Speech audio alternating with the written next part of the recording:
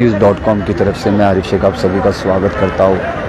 आज फ्राइडे का दिन और आज भी फिर हम बीएमसी के वार्ड विभाग में आ चुके हैं। कुछ दिन पहले हमने देखा कि शालिनी ठाकरे जी ने भी आकर यहाँ पर ऑफिसरों की बराबर से क्लास ली गई। उनमें से कुछ को ट्रांसफ़र किया गया है, कुछ को कोई दूसरा विभाग दिया गया है। इसी बीच आज फ्राइडे के दिन हमारे उद्धव ठाकरे शिवसेना की टीम, जिसमें शाखा क्रमांक 65-66 विभाग के हमारे दयानंद कड्डी जी, उदय महाले जी, सुनील जैन खाविया जी और यहाँ पर काफ़ी उदय महाले जी, प्रसाद आहिरे जी, सभी लोग यहाँ पर मौजूद है। हम यहाँ पर दिखाना चाहेंगे कि देखिए आज इनकी तरफ से भी फिर प्रोटेस्ट हो रहा है। इनकी तरफ से भी प्रॉब्लम है वो सॉल्व की जाएगी। देखते हैं क्या होता है यहाँ पर।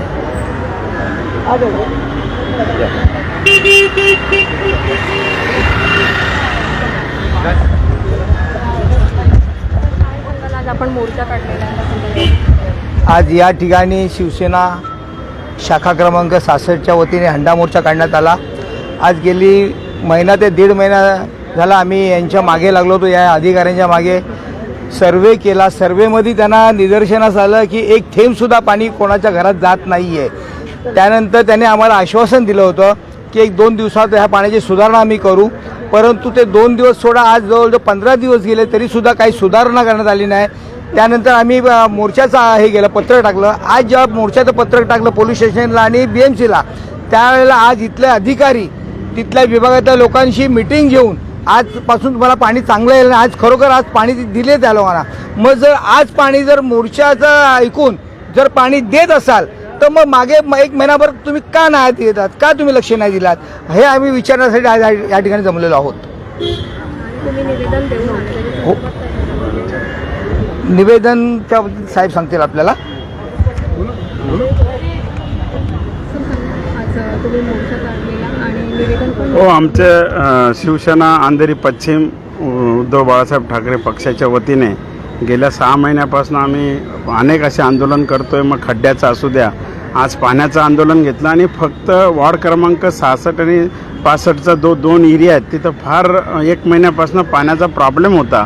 पण आम्ही प्रशासन हे जागं होत नाही, त्यामुळे आज छोट्या प्रमाणात आम्ही एक छोटासा मोर्चा घेतलेला आहे आणि आज निवेदन दिलं आहे वॉर्ड ऑफिसरांना आणि वॉर्ड ऑफिसरांनी सांगितलं की 8 दिवसात आम्ही तुम्हाला याचं निराकरण करू।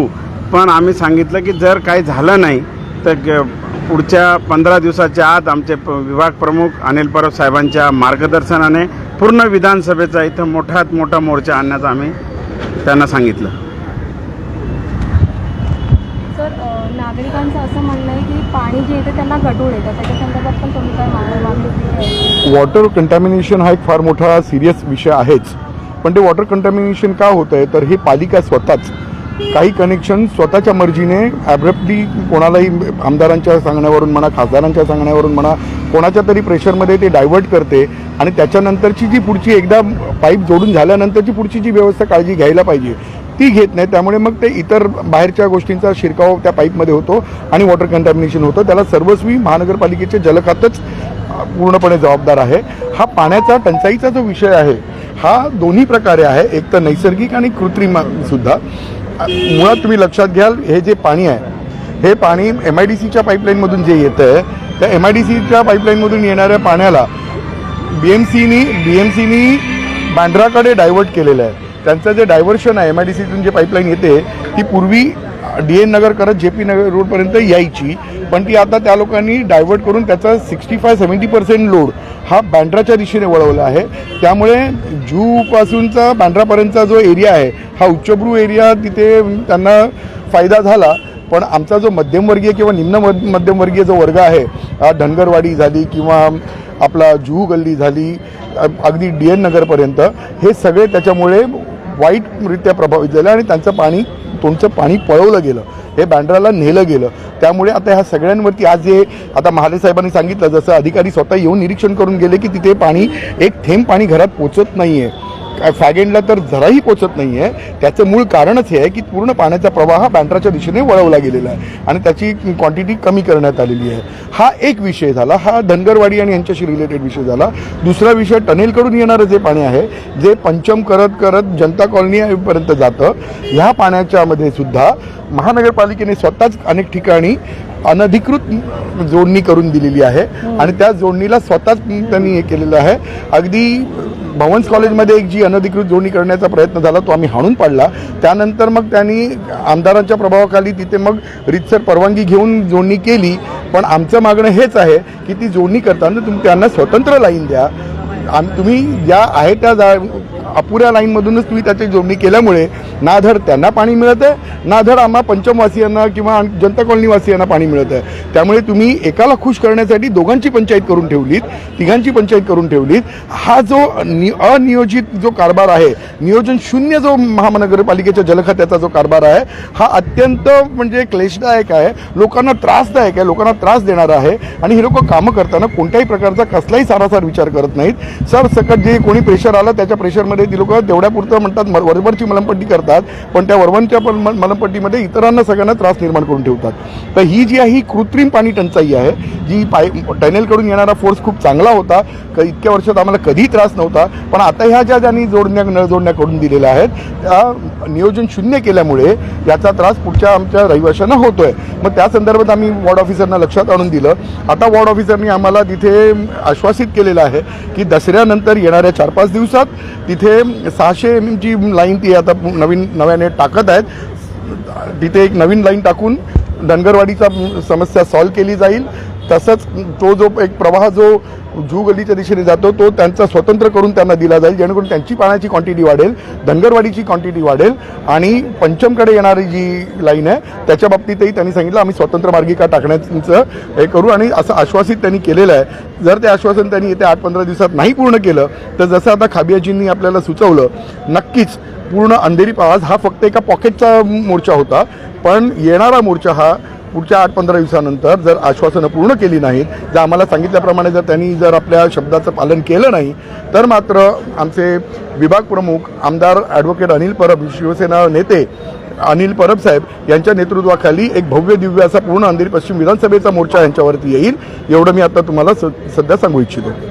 सर यहाँ पर एक्चुअली प्रॉब्लम के यही बीएमसी डिपार्टमेंट का ही क्यों प्रॉब्लम आ रहा है सर? यहाँ अंधेरी का ही क्यों प्रॉब्लम आता है हमेशा और कहीं पर दिखाई नहीं देता? यहाँ पे इतना अनलीगल काम चल रहा है, पानी की समस्या चल रही है सर यहाँ पर, और कितने लोग यहाँ पर परेशान हैं, यहाँ पे फीमेल से जो भी मेल से, ये हर तरह से यहाँ की बीएमसी डिपार्टमेंट प्रॉब्लम करती है और सिर्फ आश्वासन मिलता है सर. ये कब तक चलेगा? नहीं, इसका कारण ही है कि ये लोग कोई भी किसी भी तरह का प्लानिंग नहीं करते, बिना प्लानिंग के अंडर प्रेशर जैसे तैसे काम निपटाने को देखते हैं.